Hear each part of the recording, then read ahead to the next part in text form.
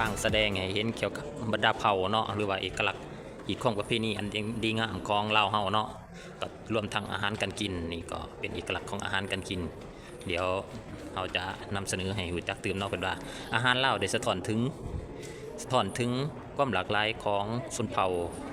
ของประเทศและประเทศอ้อมข้างประเทศเรามีเอกลักษณ์เฉพาะในเขตว่าจะเป็นการกินข้าวเหนียวเป็นอาหารที่ทุกเขตสามารถกินได้เช่นเดียวกันเนาะอาหารเราเป็นอุดมสมบูรณ์ไปด้วยพืชพันธุ์ธัญญาหารสมุนไพรที่มีรสชาติเผ็ดร้อนลาบปลาลาบไก่กินข้าวเหนียวแจ่วหมักเผ็ดสำหรับจำกับข้าวเหนียวขึ้นว่าตำบักหุ่งก็จะมีรสชาติเผ็ดหลากหลายอย่างเนาะก็เป็นอาหารเราตัวนี้ก็จะเป็นบรรดาเผ่าเนาะพ่อแม่พี่น้องตัวนี้ก็จะเป็นบรรดาเผ่าต่างๆที่อยู่ทั่วประเทศเนาะคือว่าลาวเฮาก็มีหลากหลายชนเผ่าภาพที่ท่านเห็นอยู่ทางด้านหน้าก็เป็นชนเผ่าอาคาแล้วก็ชนเผ่า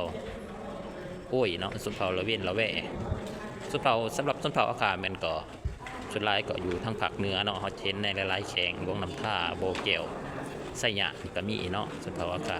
ชนเผ่าละเว้นละแว่นี่ก็ส่วนหลายมันอยู่ทางใต้เนาะมันอยู่ทางใต้ทางเซกองอัตตปือจำปาสักนี่ก็จะเห็นลายชนเผ่าละเว้นละแว่ตัวนี้ก็เป็นชนเผ่ามุ่งเนาะชนเผ่ามุ่งก็จะเห็นลายทั้งภาคกลางและภาคเหนือบอกว่าจะเป็นเชียงขวางหัวพันชัยบุรี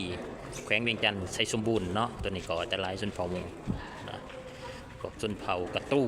ส่วนลายก็อยู่ทั้งภาคใต้เนาะพ่อแม่พี่น้องส่วนลายกระตู้นี่อยู่ทั้งชนเผ่าภาคใต้เนาะใต้ก็จะอยู่สารวัตรอัตตปือเซกอง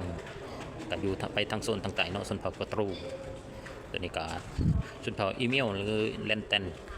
ชนเผ่าแลนเตนเนาะบ่แม่นก็โทษน้ำลายไว้อีเมลแลนเตนก็อยู่ทางหลวงน้ำท่าหลายที่สุดหลวงน้ำท่าบ่อแก้วอยู่ทางภาคเหนือเนาะเราก็จะเห็นแต่ละเผ่าจะมีการลงถือที่เป็นเอกลักษณ์และแตกต่างกันไปนี่ตัวนี้ก็ชนเผ่าอีเมลก็อยู่ทางหลวงน้ำท่าเมืองสิงห์หลักๆเป็นอยู่เมืองสิงห์เนาะบ่แม่นพี่น้องเราก็เคยไปสัมผัสเกี่ยวกับชนเผ่าอีเมลหรือว่าชนเผ่ายาวเนาะตัวนี้ก็ชนเผ่าลาวเนาะลาวลุ่มเฮาหรือว่าลาวพุทธก็จะมีของประเพณีอันดีงามส่วนหลายก็อยู่ทั่วทุกภาคในทั่วประเทศเนาะส่วนของเราก็จะมาอีกด้านหนึ่งของการจัดมางแสดงเนาะส่วนด้านนี้ก็จะมาทางประเภทมรดกเนาะเป็นกระจัดเฮี้ยงให้เป็นประเภทมรดกเนาะซึ่งก็เราก็ได้รับเป็นมรดกโลกในหลายๆรายการเนาะว่าสถานที่วัฒนธรรมประวัติศาสตร์ธรรมศาสตร์และหีดของประเพณีอันดีงามเนาะหลักๆนี่ก็เป็นหลวงพระบางเนาะหลวงพระบางเมืองมรดกโลกคนหลวงพระบางได้รับห้องเป็นเมืองมรดกโลกจากองค์การยูเนสโกในวันที่9 ธันวาคม ปี 1995เป็นว่าตัวนี้ก็เป็นหลวงพระบางเนาะอันนี้วัดผู้จำปาสักหรือว่าภาษาจีนวัดผู้จำปาสักสถาปัตยกรรมพิเศษแห่งหนึ่งที่มีความเก่าแก่ซึ่งเป็นอาคารพกเขาสร้างขึ้นในศตวรรษที่6เนาะสำหรับภาษาจีนวัดผู้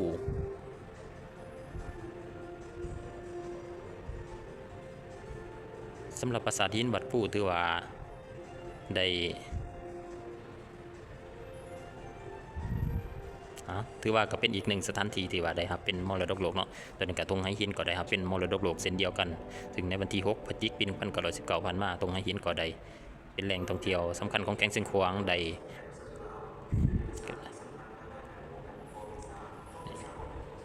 แค่นเนาะพ่อแม่พี่น้องแค่นก็ได้ครับเป็นมรดกแล้วเนาะถือว่าแค่นก็เป็นอีกหนึ่งเครื่องดนตรีที่ได้รับจากว่าคิดประดิษฐ์สร้างขึ้นของคนลาวมาแต่บูรณาการเพื่อ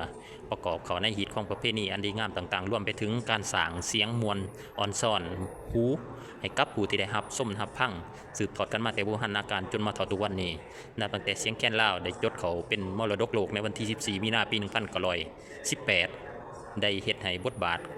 อิทธิพลของแคนลาวได้แพร่ขยายไปทั่วทุกภาคพื้นในโลกสิ่งสำคัญที่สุดแมนเฮ็ดให้ชาวโลกได้รับรู้ว่าแคนลาวและเสียงแคนลาวแม่นดนตรีพื้นเมืองลาวมีต้นกำเนิดจากชนชาติลาวคนลาวเชื้อชาติลาวมาหลายพันปีดังสุภาษิตลาวกล่าวว่า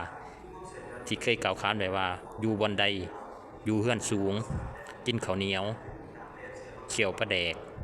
เป่าแค้นสุดสะแลนลองของแม่นคนลาวเชื้อชาติลาวโดยกำเนิดว่าถือว่านี่ครับเอกสารบันทึกไว้อย่างละเอียดเนาะตัวนี้ก็ยังมีเกี่ยวกับหัตถกรรมการจักสานการตำหูกทอไม้เนาะก็ถือว่าเครื่องเงินเครื่องค่ำ เครื่องท่องก็ถือว่าเครื่องโลหะต่างๆก็ถือว่ามีเอกลักษณ์ศิลปะลาวที่เป็นมรดกของคนลาวเนาะถือว่ายังถือปกปักรักษาไว้เป็นอย่างดีซึ่งนอกจากเป็นสถานที่ท่องเที่ยวแล้วยังเป็นบอนศึกษาค้นคว้าทางด้านประวัติศาสตร์วัฒนธรรมพระแก้วสร้างขึ้นอยู่ในเขตพระราชวังเพื่อเป็นบอนประดิษฐานของพระแก้วมรกตในปีคศ1565ศตวรรษที่16พร้อมๆกับการสร้างเมืองเวียงจันทร์เป็นนครหลวงของอาณาจักรลาวล้านซาภายใต้การนำพาของพระเจ้าชัยเสฐาธิราชในแต่ละมื้อได้มีนักท่องเที่ยวได้เข้ามาเที่ยวชมเป็นจำนวนหลงหลายภายในของพระแก้วได้มีการวางแสดงวัตถุโบราณในที่สุดเขาก็ขึ้นมาหอดสันที่หาเนาะสันที่หาก็ถือว่าอากาศเย็นหลายพ่อแม่พี่น้องสันที่หาเขาก็สามารถส้มวิวได้คือกันเนาะก็ถือว่าก็เป็นระเบียงสันที่หาเดี๋ยวเขาจะให้เบิ่งเนาะวิวทิวทัศน์ตัวนี้เขาก็จะเลี้ยวลงไปเขาก็จะเห็นวิวทิวทัศน์ของตัวเมืองเวียงจันทน์เนาะอยู่เบื้องถนนไกรสอนพรหมวิหารเนาะถนนไกรสอนพรหมวิหารก็มีอยู่ที่ประตูชัยทอดยาวไปจนถึงถนนดงโดกเนาะหรือว่าออกสู่ถนน13ไต่นี่เราก็จะเห็นสภาพการสัญจรของรถเนาะเพราะว่าตอนนี้ก็เป็นเวลา16 โมงเนาะก็ถือว่าเป็นช่วงเวลาที่กำลังจะเลิกการของพ่อแม่ประชาชนเนาะพนักงานราชการต่างๆเราก็จะเห็นบริเวณด้านหน้าก็จะเห็นน้ำพุเนาะอ่างน้ำพุเพิ่นก็จะเปิดให้ส้มเปิดแสดงให้นักท่องเที่ยวได้ชื่นชมตอนเวลา5 โมงเนาะพ่อแม่พี่น้องตอนเวลา5 โมงจนถึง7 โมงเขาก็จะพาทานให้เบิ่งอีกด้านเพราะว่าเวลาเขาขึ้นมาประตูไซเขาก็สามารถรับชมวิวทิวทัศน์ของนครหลวงได้ทั้ง4 ด้านเลยเขาจะให้ทานไปเบิ่งชมในหลายๆด้าน